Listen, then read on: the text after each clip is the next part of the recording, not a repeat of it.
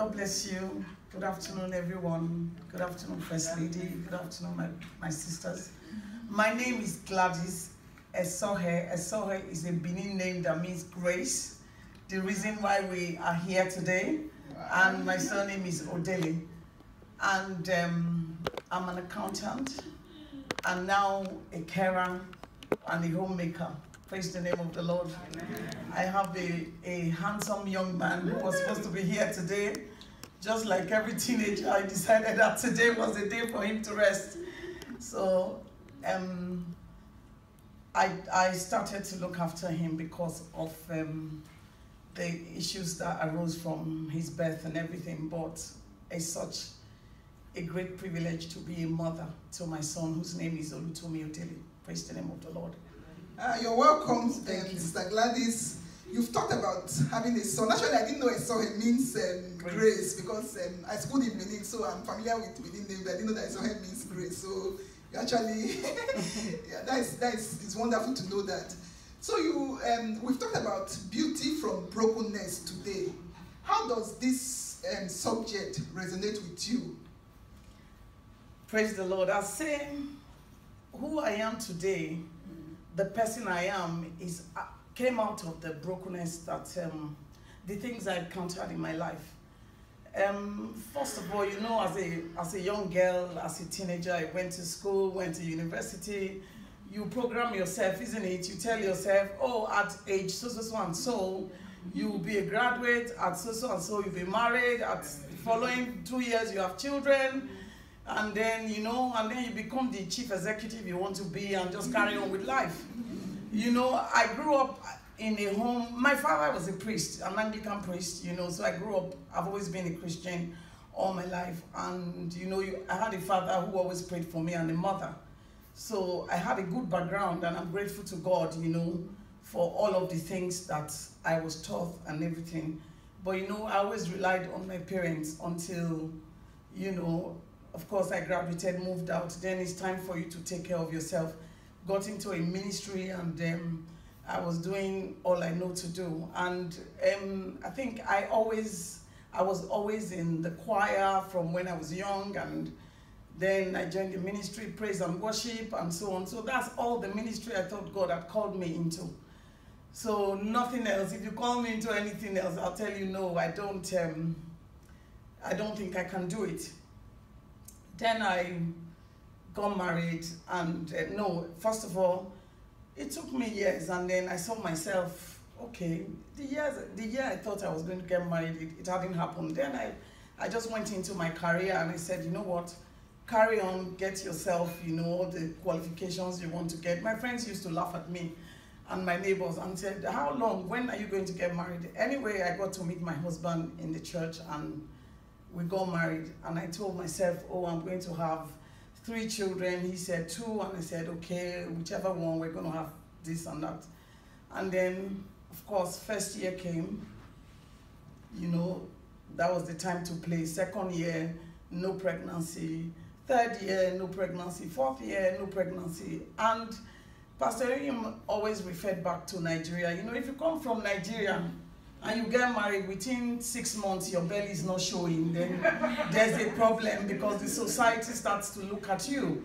And then they find out, okay, what's the matter here? Every time you fall ill, it's malaria, and they say, okay, has it happened? You know. So it was the case. And then, you know, my husband came from a Muslim background. So, you know, that was a challenge at first, you know, getting married to a Christian. When he became a Christian, he was actually, you know, I think the father disowned him. And then, you know, so he got a scholarship. That's how awesome our God is.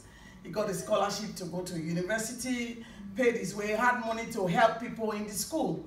So, you know, and then getting married to a Christian made it worse because they said, oh, you know, the wife had brought all the Christian in the world. When they come to my house, maybe there's fellowship going on. And so 4 years, 5 years, you know, and then we actually left Nigeria, I think just about 3 years or so when we got married. We went to America for posting, spent a couple of years there, came back to Nigeria just to come back to the UK. And then when he got to, I think he was the prayer warrior in the house, and he would get up and pray at 3 a.m., 4 a.m. every day for like 2-3 hours. So of course I depended, you know, you would depend on him, isn't it, to pray for you. You know, he prays, so you just sleep. When he wants to pray, that's when I take the next. I say, okay, it's time for me to really sleep well. You know, I roll from one side of the bed to the other. Anyway, it came to a point where, you know, sometimes you think you're pregnant, or you actually get pregnant, and then after a couple of weeks, you know what happens, and then you say to yourself, what has happened? Then I said, no, I need to find God for myself. You know, I went back to God and I said, you know what, I need to have a talk with you. I think this particular day, I locked myself in. We were now in the UK. I actually found the church we're in today, because when we came, there were a couple of churches around us and all that. We went in once or two. I said, no. I said, this is not the place. When I get to the place I am going to be fellowshipping, I will know it. You know, I'm going to find peace. And I went to the directory, found Church of God Worldwide Mission. Then we're on Oxford Road. And then I went there, saw a number to call outside, and called them. Then went there on a Sunday. As soon as I stepped into the ministry, it was like the Holy Spirit said to me, this is your house. Even Bishop had traveled at that particular time. First Lady was around. Pastor Simon preached that Sunday. So I got in there and then we carried on. Then this day, I went home and I locked myself. And I said, God, I'm going to be talking with you today. You said to me, do you understand? None shall be barren in the land. Why? This is 6 years. Why am I not pregnant? Why am I not having? Why haven't I had my child? As I lay down praying and crying unto God, you know, the Holy Spirit said to me, you know, just open your Bible. And I opened it. What dropped in my spirit was 1 Samuel, the story of Hannah. And I read it. And I said to him, Lord, he said, as long as you live, I am going to have my child. You have said to me today, the way you answered Hannah, you are going to answer me. Same way I made a vow. I said, Lord, if I have this child, I'm going to give him back to you. So, as soon as I prayed that prayer, I had peace within me. And I got up. I went about my business as always. I went to work. Almost immediately, I think I started to fall ill. But you know how the devil will try you and say, oh, maybe it's a flu, you know, it will have whatever, same symptoms. And I refused to do anything. I just carried on going to work and so on. And then I think I got to work. Then a friend of mine, one of my best friends, we've been friends since 1972. We grew up together. And she came and she said, look, I started vomiting every morning and all that. And she said, look, whatever you are going through, these are all symptoms of pregnancy. I said, no, don't worry, it's fine. And one day she insisted, she said, no, you're not going to carry on like this. And I didn't tell anybody, I went straight to a pharmacy on Oxford Road and I carried out a test. As soon as I gave them my sample, the woman was coming out and said, come on, you're pregnant. You know, I busted into tears and I cried, and I was already 9 weeks pregnant. Wow. That's how far gone I was, and hallelujah. Praise the Lord. Yeah, I just want to pause you now because she's speaking a lot. I don't want to miss. I want us to just take it gradually. Yeah, because I just asked how it resonated with her, and because she has gone through a lot, she has a lot to say.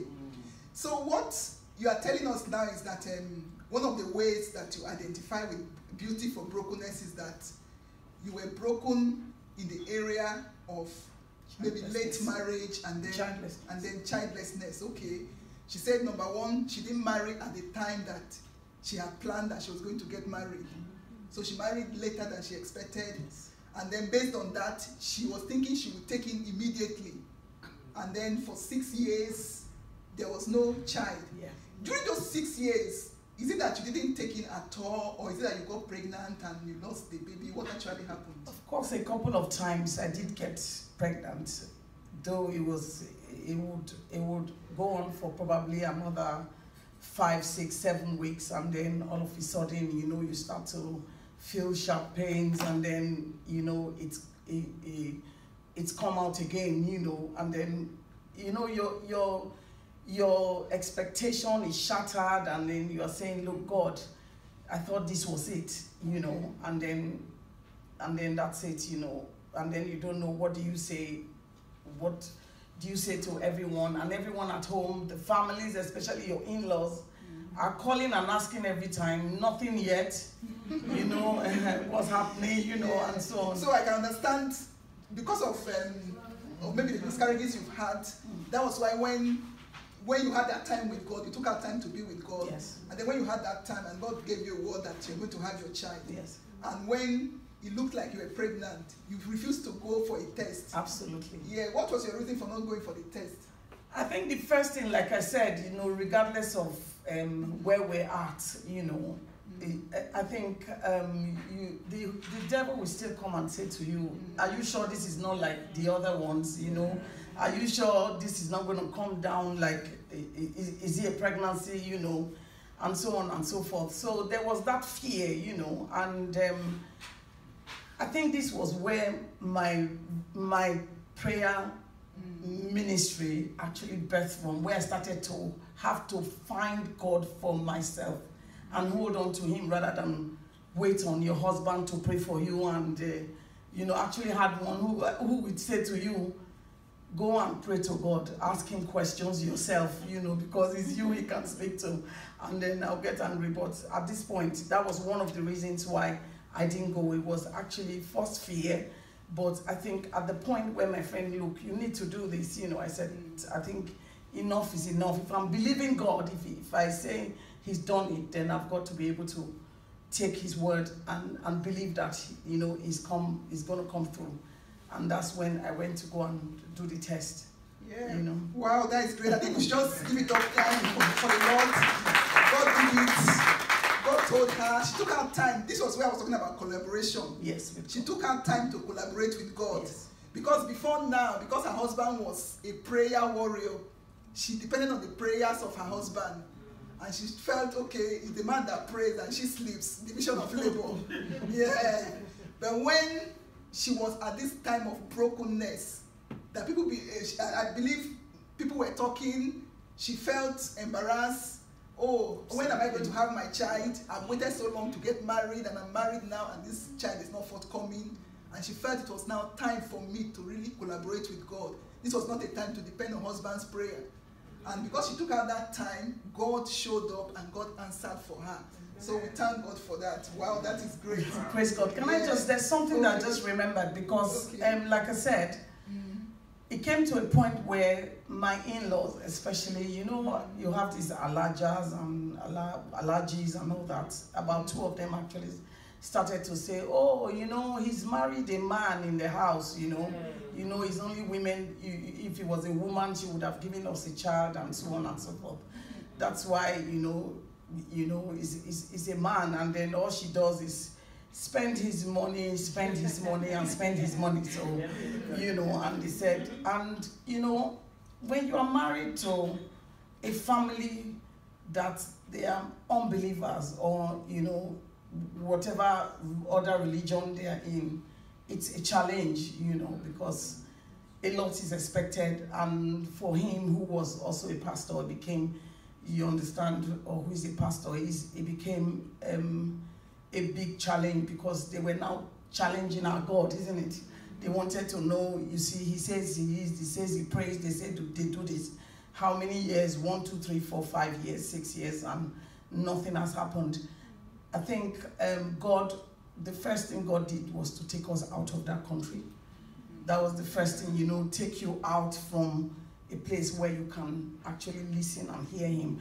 I'm sure it would have been more difficult if I was still in that, you know, place. Like you said earlier in your teaching, you know, sometimes God will take you out of the environment where you are in, you know, to find you, you know, so that you can listen to him. Praise the name of the Lord. Yeah, so you got pregnant, and then what happened? Because I know Tommy, I'm sure a lot of us here know Tommy. He's a handsome young man. I know him that he's in the wheelchair, and he seemed to maybe be having some challenges. So what happened? My pregnancy was fine. I was going for scan, everything was okay. I even went to America because my sister, I wanted to actually have the baby in America. And I went to America, and they did scan, it was fine. They said, oh, you have a big baby up until 20-something weeks. Then one day I went for another scan, and the woman started to say, oh, I don't know what I'm seeing. It looks like there's water in the brain, and so on. And she says, oh, we're just going to call the consultant, he'll come, and then he'll be able to explain. I'm not sure. And that day, the first thing I did was thank God for the church which I worship in. I know with some people here, they can understand the spiritual father and mother we have. She's here today. I ran straight to him, and I said, he's prayed with me all these years from the beginning. I didn't bring that in. And then I went to him and I said, sir, this is the word that was given to me in church, and said, this is what they said. And then I think as I was leaving the hospital, the Holy Spirit said to me, his gift makes rich and adds no sorrow. Yes. So praise the Lord. And so I said to the bishop, I said, this is what he said to me. I know I'm going to have this baby. So, he prayed with me and he said, yes, I'm standing with you. Just believe the God that you know and carry on. So I went home and I went back they gave me an appointment to come and see the consultant. And he got there, he said, oh, as it is, this pregnancy, there's water in the brain, and you don't know what it can cause, and so on. I would say we should terminate this pregnancy. And I said, no. Then he said, yes, well, I know, I'm sure that's what you would have said. And he said to me, he said, anyway, do you have another child? I said, no, not yet. Have you had a child yet? He said, okay, because you have not had a child before, just have him and then see what he looks like. But I guarantee you, he's going to pass, in less than 2 hours. He said to me. So I said to him, you did not give me this child. And this child is going to live. And he says to me, I said, I guarantee you. And I said to him, I guarantee you that the child I have is going to live. So, praise the Lord. And then, so he said, well, I'm going to put it down in your file. I'm going to put it, her religion says, her this says, and that says. I said, fine. So every time I came for a scan, they'll bring people, they'll bring students, they'll bring doctors, and I said, go ahead, learn. So they will come and all that, and I go out rejoicing. So that was when they found out, and then from then, I think when I was 26 weeks, I became very strong anyway. I went on with my business, running around, driving, doing everything. My mother-in-law actually came and said to me, look, this is not too good for you. It's too soon for you to be driving, but trust me, strong woman and all that. I had to do everything by myself. I think one day I got home, then my husband had to go to work in Nigeria. He said he had to travel. Can I leave you? I said yes. He went, and I think the same day he left, I was in a pool of water, just sitting down, and I said, what is this? I haven't done anything on myself. And then my waters broke, 26 weeks. So I was rushed to the hospital, and they said, oh, you're having the baby now. I said, I don't think so. The woman said, you're having the baby. Where's your suitcase? I said, I didn't bring any. And then I started to pray. All of this, hearing that from the first time, you know, made me start to continue to now really seek God and know him. I started to pray and I said, God, you gave me a word. You said I was going to get pregnant. I didn't believe that I was going to get pregnant and I was going to lose it. So I prayed and I carried on. I got to hospital. They put me there 1 week and I was going about. I was so fine. They see me and then they go and do scan every day. The heartbeat is going so fast, pam, pam, pam, and then there was water all over the place. They said, look, this is, I don't know what to call this. There's water all around the baby. It doesn't look like you're going to be having this baby soon. Then you need to go back home. We need our bed. So that is another miracle. Yes. The water broke. Yes. And then when you go for scanning, there was a lot of water around yes. the baby. Yes. Wow. I think that is a miracle. Amen. Yes. And the baby was breathing so fine and everything, and then so they sent me back home. I was home for another 4 weeks, and you know the devil always chooses a time. I got home, I was fine, and it was time for my husband to travel again, you know. And then that night he said, that day they said he had to go for maybe a meeting or something in Lagos, and he traveled. As soon as he left, I went into labor. But before he left, he had brought a friend of his and then, you know, to come live with us, you know, just me, and it was just me at home. So the friend came and was working in Reading, so he came and stayed with me, and it happened that night. And then we called Dr. Moses, and I think I called Sister Gladys, you know, so, and they took me to RBH, Reading, Royal Berkshire, and there was no bed, and then they took me to St. Peter's Church in Surrey. Yeah, that's where I had to me. So I went there, and you know, I gave birth the next morning, you know, about 7 a.m. I gave birth to him on the 19th of January 2001. So I had him, and you know, because of the prognosis, you know, all they had written here, I went there, and you know, they put him in the highest, you know, what do you call it, where the incubators and all that, but this one was the highest in ICU. You know, they have them in grades, then they have this one, you know, very sick babies, very this and that, and they put him there. Of course, you know, they gave me a room. They will give you a single room because they don't want you to stay with women whose babies are with them. So I was in a single room. Next morning, of course, I got up early. I didn't sleep. I was praying, and I went to upstairs to see my baby. And then I got to ICU. My baby was not there, and I said, what happened to my baby? And they said, oh, don't worry, he's graduated. He doesn't need to be there. And then they had moved him with a child who's been there for 100 days. Wow. And then he was promoted to the next class. Praise the Lord, hallelujah. Yeah. Yes. So, because of our time now, we're just going to run quickly because I know you have a lot to say. Yes. So you had, was it a C-section or was it normal? I had a normal birth. Normal birth. Yes. Wow, that is wonderful. I know. Yes. Praise God for hallelujah, that. Hallelujah. Yes. So what happened when Toby was born? Was he diagnosed with any condition?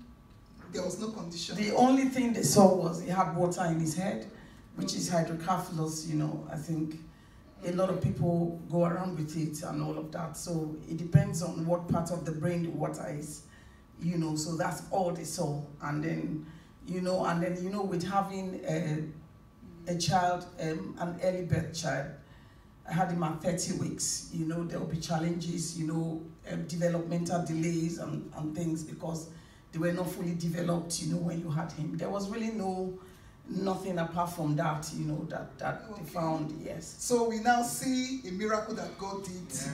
The doctors say that if you have him, he guarantees you, yes. Or either he or she guarantees you that. He was a he. Okay, he guarantees you that the baby was not going to live for more than 2 hours. And today, Tommy is 17 years. Amen. And he's still kicking. So let's just appreciate God for that. That is wonderful.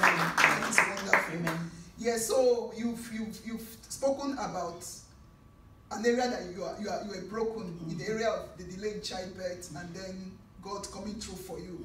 So is there any other area that you have experienced brokenness again? Yes, you know, God gives you, I was sharing with my group that, you know, you can be broken.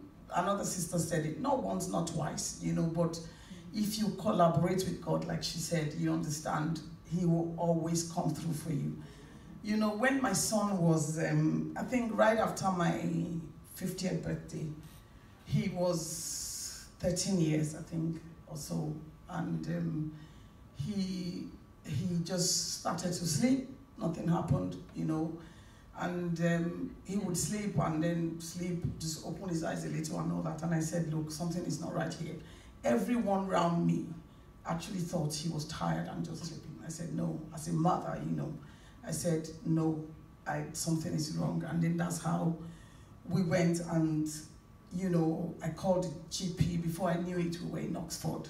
You know, if they take you to Oxford, then it is something serious. And we went there in blue lights, and before I knew, they were calling every consultant in every department, and they're looking at him. And then the next thing it was, they sat me down, they went MRI scan, CT scan, everything, and then they said to me, did you drop your child? And I said, how can I drop my child? You know, whatever happened, I don't know. He did go to respite for about a week, you know, when we were preparing for my birthday, and then I said, I didn't drop my child. I cannot drop my child, you know, and so on. And anyway, she said, well, she said to me, your child had a bleed at the back of his head. And he said to me, he said, you know, we're going to be taking him into theater, but I need to say to you, and I want you to listen. I was sitting with his father and a few other doctors. I need to say to you that he may not come out, and it's going to be, I'm going to do my best, but I don't know, the chances are very high that he may not come out. And she said to me, this is not the part we put in the book and we tell you to sign and all of that, and I need you to repeat it to me.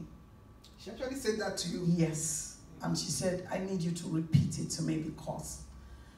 And did you repeat? Yes, she said she wanted me to get it. So she said, repeat it to me. And I had this big lump in my throat. I had to try to swallow it. And I said to her, you said he may not come out. And she said, well, I'm going to do my very best. You know, so I left there and I was angry in my spirit. They gave us a room. I went straight. I lay on the floor. And I started to cry unto God.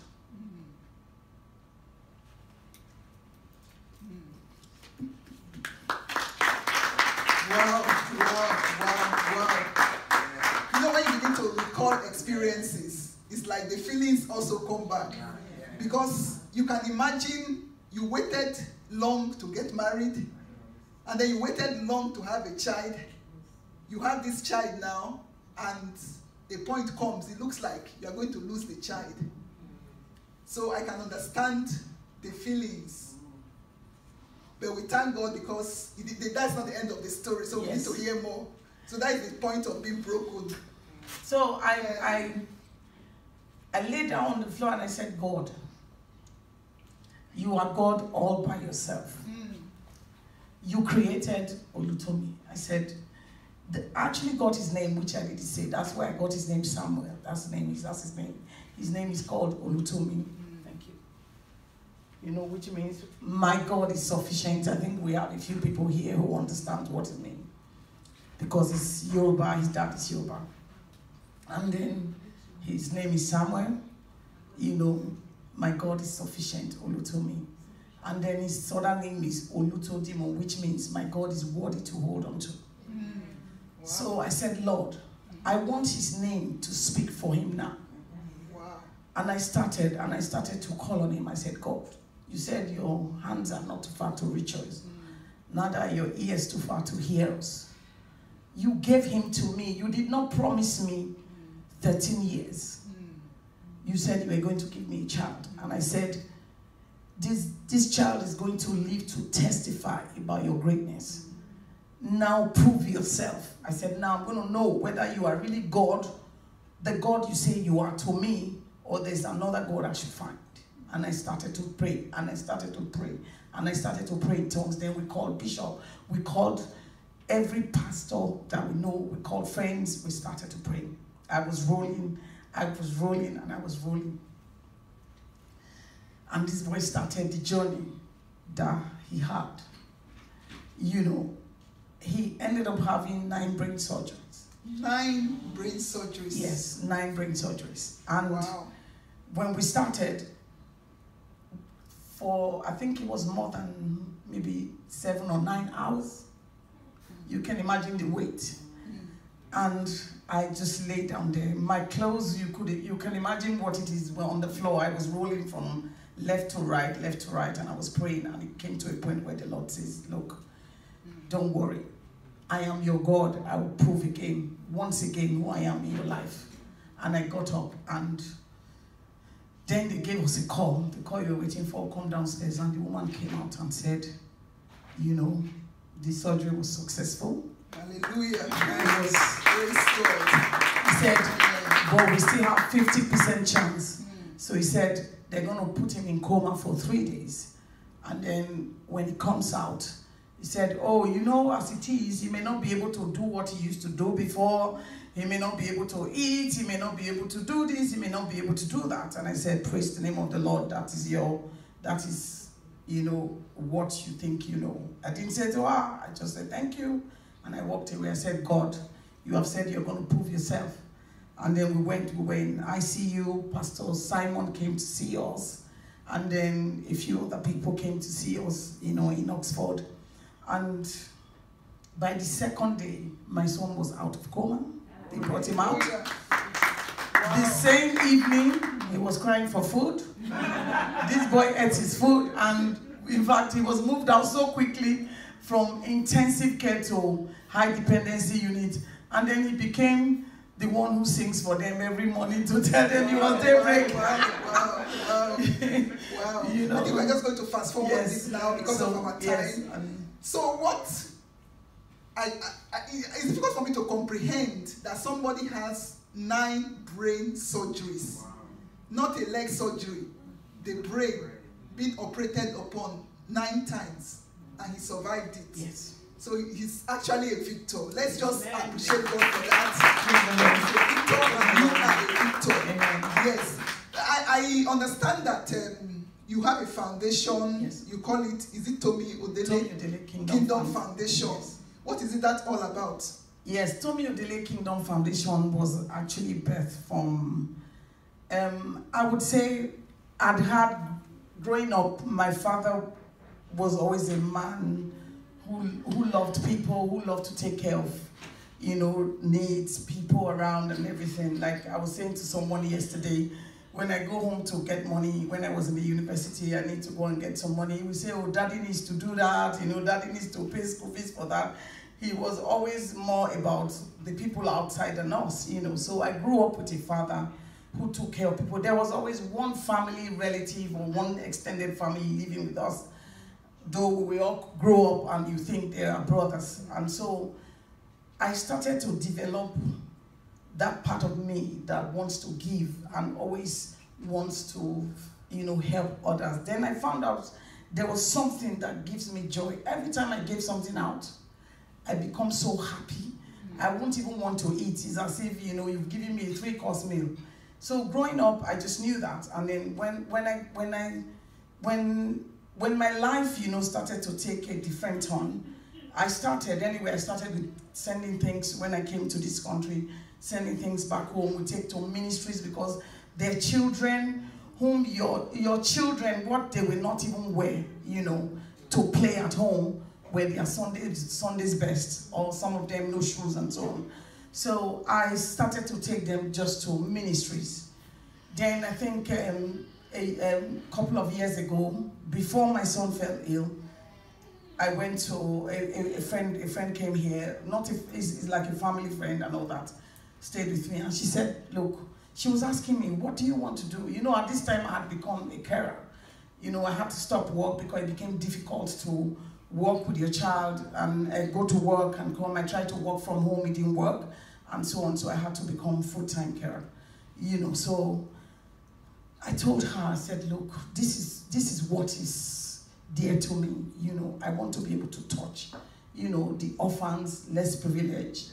And then now having a special needs child, you know, going home, I went home a few times. My son will be the only one on a wheelchair. And you know, trust me, there are many special needs kids in the country, but they hide them, you know. It's a country where, you know, I had a friend who had a brother who was autistic, and when that child would probably, if I saw him maybe once or twice, and you know what, you know, my friend is late now, but the brother is still alive, you know. You know, so all of this happened, and I said to myself, look, what can I do to bring meaning to the life of this child, you know? God started to really speak to me in that area, you know, and I was down for a couple of years. Like you said, you get to a point where you now have a special needs child, you know, where everything stops, you know, your all the things you program for your life is not working anymore. So I went back to God and I said, look, this is what I need to do. And then that woman said, look, I'm going to help you register the company. And then, of course, I prayed about the name, and that name came forth, you know, Tomio Dele Kingdom Foundation. That's how it came forth, and gave birth to that. And then, so it's a charity to take care of orphans. Special needs is our priority. Then orphans and the less privileged, the needy in the society. Hallelujah. So that's how that is great. Yes. We're talking about beauty from brokenness. This foundation was birthed out of the experience that she had. Had it been, she did not have a child that had challenges, she wouldn't have been moved by the challenges of other people. Do you know one thing I noticed? Each time you buy a car, you start seeing that car all around. You didn't used to see it before, but each time you drive out, you see everybody driving that car. You just say, why is everybody buying the type of my car? Yes. That is what happens when we have experiences. When you go through divorce, you seem to see everybody around you going through marriage problems. When you have a child with special needs, you seem to begin to see so many of them around. That is because you've been touched in that area. And the beauty I see here is that Sister Gladys now is touching a lot of lives back in Africa and in other places because of the experience that she had. Because now her foundation is reaching out to special needs children. Like she said, back in most of these underdeveloped countries, they hide children that are not the typical children. Yes. When you have a child that has special needs, they hide them. Now they are looking out, they are bringing them out, they are helping them. She's reaching out to orphans and helping a lot of people. And for me, that is the beauty that comes out of brokenness. Amen. Because like I was saying, when your life is broken, it can be shared. Yes. Because your life was broken, it is now being shared, and other people are benefiting from that. So I think we need to really appreciate God for that. Thank God for that vision, and thank God for what God is doing in your life. Yes. Yes. I think I want to say something, you know, just add to what you're saying. I think a lot of people don't understand that it's a privilege for you to have a special needs child. Because every child you have is a gift from God, but you are only caretakers of these kids. Amen.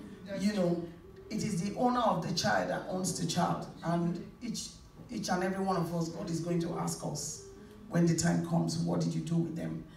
So for me, I think the first thing that the Holy Spirit, you know, opened my eyes to was to see that, look, you must be capable of taking care of this beautiful child. That's why, you know, I gave you this child. So you better know how you take care of the child.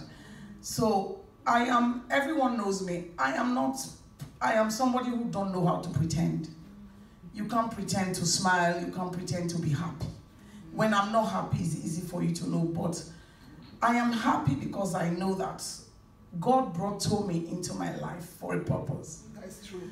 First of all, my prayer ministry was birthed out of this experiences I went through, you know. I started to learn how to pray. I didn't believe I could pray. The first time they told me to pray back in Nigeria, you know, at a night vigil, I said, me never. I only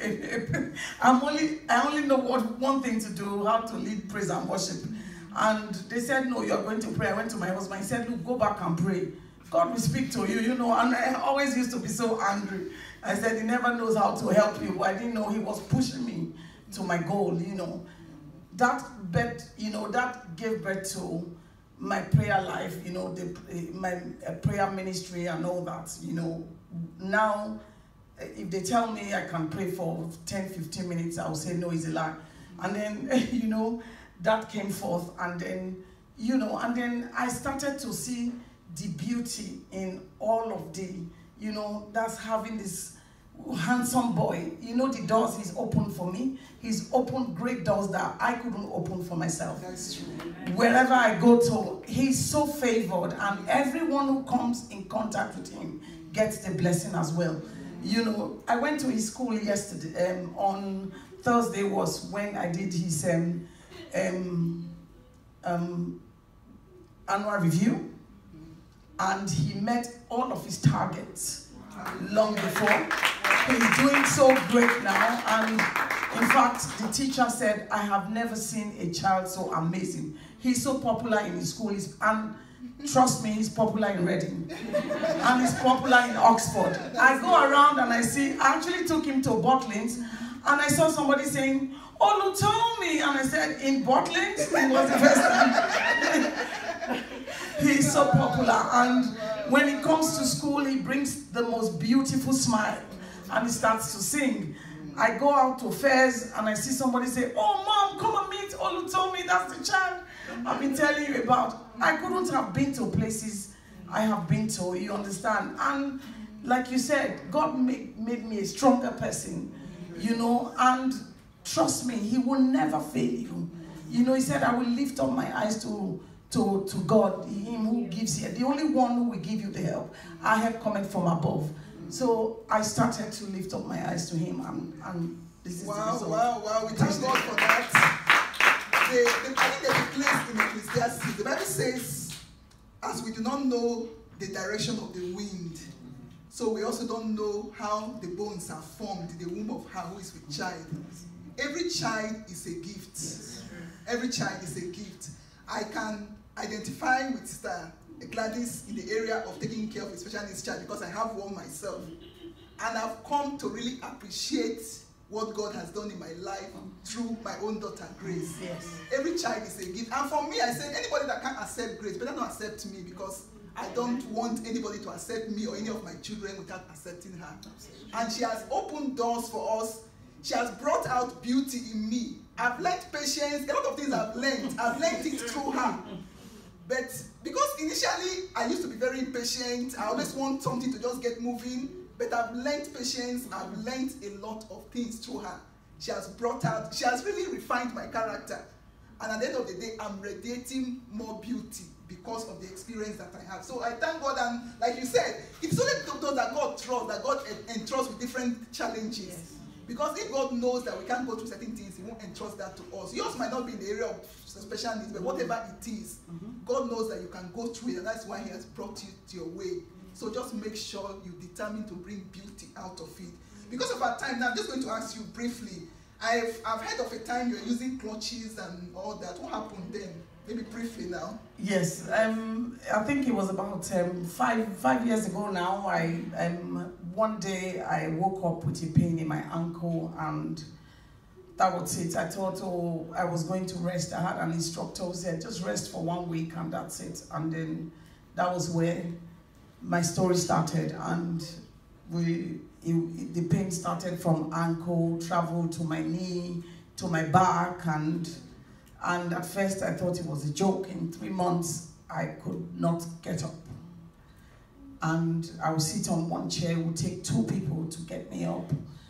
And I started the test, started from one test to another, MRI, whatever test, X-ray, scan, and so on. And every test I do, they tell me, oh, there's nothing wrong with you. We can't see what is wrong with you. We can't see the pain, because they actually, sometimes you see my body vibrating, but every test said negative. And what do you do, when your test is negative, which although I was happy about, because I didn't want to be branded, or I didn't want a name that was not mine. But what do you do when you are told that you're going through so much pain, excruciating pain, and then you don't know what to do, that you cannot get up, and then they don't tell it. All they started was giving me medication. Some of the medications, most of the medications started to make me gain weight and so on and so forth. And I said this was the time where I needed to find God again. And I went back to God. I said, first of all, I'm a worship leader. How do you worship God sitting on a chair? How do you worship God sitting at home doing nothing? So this was, when we started, it was before we started doing live streaming. I would connect to a church, and I would have, because I told myself I was going to make sure I had service, I had fellowship with God. The first thing you must not do is to isolate yourself, because then the devil will start to tell you, I told you before, you understand, this God thing, I usually is working for you, but I told myself I'm not going to give myself, space. I won't tell you that there were no times I didn't cry. I cried, I would cry, cry out of pain, cry out of God, why am I going through this again? Just when I thought I was coming out of something, that was when we're just coming out of the surgeries my son had. And then I started to pray. That was the only thing. And I think once or twice, that's, of course, the church was praying for me. The mothers came home to see me. And I got to a point, I said, God, I'm not going to rely on this medication. I've got to do something, because the medication was making me sicker. I will get to a point, if I don't take it, my body will be shaking. And then if I take it, it will only relieve, and then I'll go back again. So what I did was, I think one of my pastors, she's a sister to me, at home, she called me and she said, look, the Lord says, we're praying, says, I need to start to pray with you, and I need to, pray with you every night. And then we're going to be taking the communion, and I'm going to pray on water, and that's all, and then you anoint yourself. Then we started this prayer. And then we'll take communion. I will take water, the power of communion. I'm saying to people, it is so powerful. It connects you back to God, reminds you all that Jesus has done on the cross. So we started to take communion, pray on water, I'll drink it, and we anoint myself, I'll speak to myself. When you start to find God, you actually start to understand God by going to search his word. You begin to find who God is. The word started to come alive to me, and I will speak to my leg. I said, look, you pain, I command you out. And I will say things that I want to happen to my body. And then, because there were times, I know Sister Caroline will come, she will greet, say hello, and she will wait, and then it's time for her to go. She goes, I'll start crying, because I can't even get up to say bye-bye. Do you understand? And I said, God, did I once live? Things we take for granted. Did I once walk like that? Was I able to just get on my car and just drive? I didn't know how long it was going to take. But gradually, I started to see healing in my body. There was a day I came to church. I wasn't going to come because I said, God, I don't want to go to church and then be carried around, I said, it's so painful, to see. But that day I came with one of the ministers, and then, they just helped me to the chair, and so on. And Bishop came and he prayed. He brought me out in front. It was a Wednesday service. They brought me out, and all the pastors surrounded me, and they prayed, and they prayed, and they prayed. And the power of prayer, and I started to find myself. I was walking to clutches from there. They gave me a stick. There was a walking stick. It was supposed to be for my mom. Even my mom could not use it. She said, look, this is not good. I can't use it. I had to depend on it to get me up. Because even when I stand, every time they stood me up, I actually feel life coming from my body down to my legs, then to my leg, to my ankle, then to my feet before I can stand. And then I walk with those sticks. But God came through for me. And every word I spoke, I'm still on the journey with God. I started to find how awesome it is to be with him, and to just look, it is for you need your personal touch with God. nobody can take that from you. That's so we thank God for that. I think sitting today, you can see that I am not walking with clutches, and I'm saying God is doing this. Praise the Lord. The Bible says, weeping may endure for the night, but joy comes in the morning. So I don't think I was around when you were using those clutches, but I've heard a lot about it. I've heard the bishop talk about it, and to see you, there was a time you were talking about when we see you praising God, we don't know. And sometimes she tells people that if you don't want to praise God for yourself, praise God for me, because of what God has done in my life. So we really appreciate God for your life. We thank God for what God has done in your life. So the experience of being broken in the area of that sickness, is there any particular lesson maybe you want to share with us that you gained? Okay, this is what I got from this experience I went through. I think my experience was, I would say, it made me started to, I think first is, it got me closer again to God, and it made me started to not to take life for granted. Okay. You know, many times we just get up and go, you know, when they say, even if it's 5 minutes, find time with God, you know, because the enemy awaits. He says, but one thing I'll say to you, he says, he's like a roaring lion. He can't do anything, but if you give him the room, he will take your whole house. So, you know, I had to, you know, start to develop other areas of my life that I thought was dormant. I started to pray more. I started to understand God for who he is, not only for my son, for me, you know. And then other areas of ministry started to come up. So it's not just praise and worship, you know. As you can see, there are other things you can do in the ministry. This foundation came forth, you know, my prayer ministry came forth, and there are other areas that, you know, that the Lord is using me. And then I started to love God more. Wow. You know, I started to love God more. You know, if I'm not in his presence, I don't know how people live. I can't live without him. So that's why when they say come to church, I don't know how I can sit down and not be in the presence of God, because I always know that there's something he has for me that awaits me. I'm sure people can see me, that's where my passion comes from. They wonder, you know, why do you do this? And, you know, if you remember, when you came, the reason you didn't see me at the beginning was because I was going through those challenges. And when I came, I thought, oh, who is this beautiful woman? I didn't even know she was a Nigerian. I saw her wearing this beautiful outfit, and, you know, and with my namesake, and I was saying, oh God, she's so beautiful. Who is she? I actually thought she was from another part, you know, of the world. And then she said, oh, she's a Nigerian. I spoke to her. But you see, what you also forgot is that grace, that my pain, your gain, came out of grace. Why we are here today came out of the beauty of that child. Give her a round of applause. You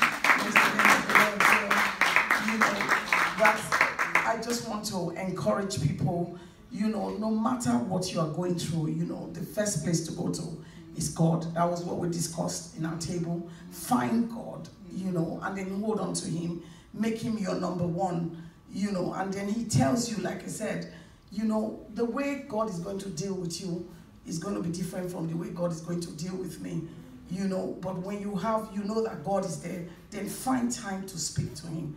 Listen to him. Don't just talk, listen to him. And then hear what he's saying to you, what steps you need to take, and then follow through. Like she said, you understand, it's okay to take a break, but you must continue, because the end is going to be what he said he's going to do. Praise the name of the Lord. Hallelujah. Let's appreciate God for Sister Gladys. She has really blessed us today. When you just say that last sentence, I remember something I heard John Maxwell say one time. He said he lives, in the town he lives, there's a lot of traffic. And then sometimes when they could be hooked in traffic for hours. And then he said one day they were in the traffic, and then there was a lady in his front, and this lady kept like yielding way for everybody to pass, and she was just standing there.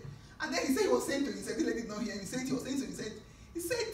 the sign say yield, not give up.